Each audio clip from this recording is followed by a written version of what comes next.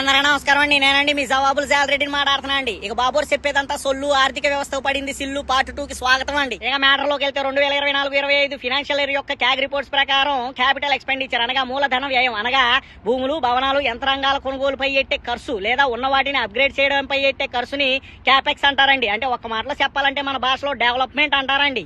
ఇక 2023-24 సంవత్సరంలో చూసుకుంటే ఈ క్యాపిటల్ ఎక్స్పెండిచర్ పై ఎట్టిన ఖర్చు 23,330 కోట్లు కాగా 2024-25లో కేవలం 16,141 కోట్లు మాత్రమే ఖర్చు చేశారండి. అంటే గత ప్రభుత్వంతో పోల్చుకుంటే అభివృద్ధికి కేర్ ఆఫ్ అడ్రస్ అని చెప్పుకొని తిరిగే మన బాబోరు బిలో ద స్కేల్ అన్నమాట.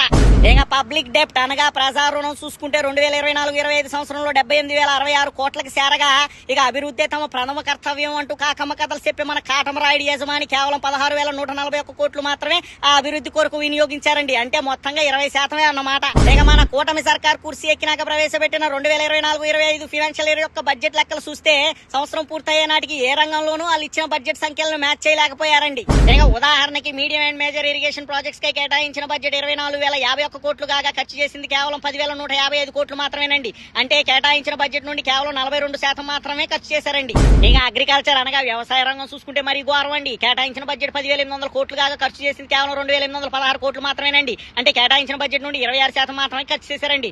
ఏం శాతం మన రాష్ట్ర రైతులంటే మన కూటమి సర్కార్ అంతటి ప్రేమ మరి. ఇక రూరల్ డెవలప్మెంట్ అనగా గ్రామీణ అభివృద్ధి కొరకు కేటాయించిన బడ్జెట్ 8,530 కోట్లు కాగా ఖర్చు చేసింది కేవలం 3,754 కోట్లు మాత్రమేనండి. అంటే కేటాయించిన బడ్జెట్ నుండి 44% మాత్రమే ఖర్చు చేశారండి. ఇక ఇండస్ట్రీస్ అండ్ కామర్స్ అనగా పరిశ్రమలు మరియు వాణిజ్యంకై కేటాయించిన బడ్జెట్ 4,669 కోట్లు కాగా ఖర్చు చేసింది కేవలం 1,467 కోట్లు మాత్రమేనండి. అంటే 31% మాత్రమే ఖర్చు చేశారన్నమాట.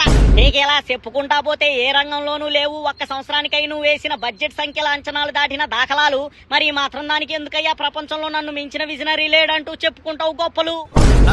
అంటే అది రామ్ ఇక ఇప్పటిదాకా విన్న లెక్కలు వాటి అనుకున్న బొక్కలు చూశాక ఆర్థిక విధ్వంసం అంటే ఏటి అది ఎవరి హయాంలో జరుగుతుంది అనే దానిపైన అవగాహన వచ్చినట్టే కదండి. ఉంటాండి.